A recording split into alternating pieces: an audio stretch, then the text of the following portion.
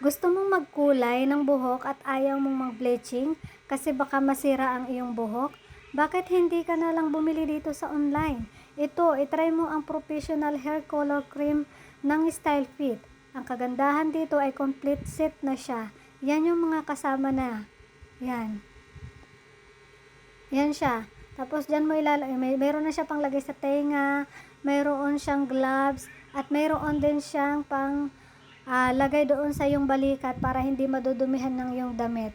Yan siya. Tapos yung kulay puti na yan, dyan mo ilalagay yung dalawang produkto. Dyan mo paghahaluin yung yung dalawang pangkulay. Yung paghahaluin mo siya. Tapos, bago mo siya ilalagay dyan sa buhok.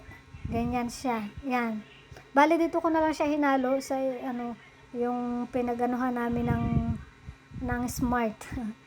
Pwede rin naman. Ayaw kasi nung anak ko na doon haluin sa kulay, doon sa niya, sa kasama doon sa set yan. I-apply mo lang yan siya diyan.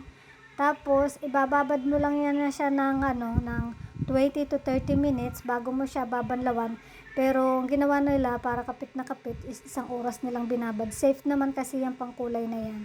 Ayan siya, after ng Hindi, bali, actually, kalahati lang yung nilagay ko dyan kasi naghati sila ng anak ko. Yan.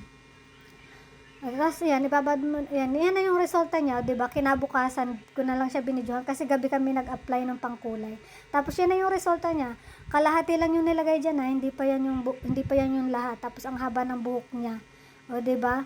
May iba't ibang klaseng kulay yan na pagpipilian. Kaya kung gusto mo din, ilalagay ko na lamang sa yellow basket kung saan siya mabibili. O, diba ang ganda? Ito yung nauusong bracelet ng mga 90s. Batang 90s. Sinong batang 90s dyan?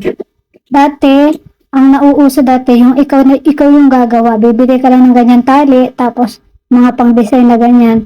Ngayon, hindi na. Ang uso na ngayon, yung gawa na. Kagaya nito, gawa na. O, diba? Isusuot mo na lang. Pinabili ito sa akin ng anak ko, hiniram ko lang para ma-share sa inyo, di ba? Ayan. Hiniram ko to sa anak ko para diba? Alam niyo naman na ito kung paano suotin, syempre. Pero napakaganda rin kasi nito sa kamay, di ba? Ang ganda. Parang nagugustuhan ko rin tuloy. Napakaganda nito, napakasimple lang. Pwedeng i-partner sa kahit saan pang araw-araw. Diba?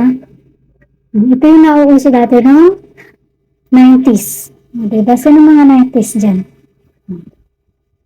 Kung gusto mo rin ng ganitong klase ng bracelet, madali lang naman siyang tanggalin, madali lang din isuot. Lalagay ko na lamang sa yellow basket kung saan siya nabibili. O, diba? Ang ganda. Ang ganda, diba? Ang ganda. Yan lang. Ayan, hiniram ko to dun sa anak ko para ma-share ko din sa inyo kung saan ko siya nabili. Kung gusto mo ng ganitong klase ng bracelet, ayan. Handmade ito, ha? Gawa sa kamay. Diba? Napakaganda nito. Kung gusto mo ng ganito, ilalagay ko na lamang sa yellow basket kung siya ko siya nabili. Napakaganda. Ito yung mga nauuso dati ng batang 90s. Gawa lang to sa kamay.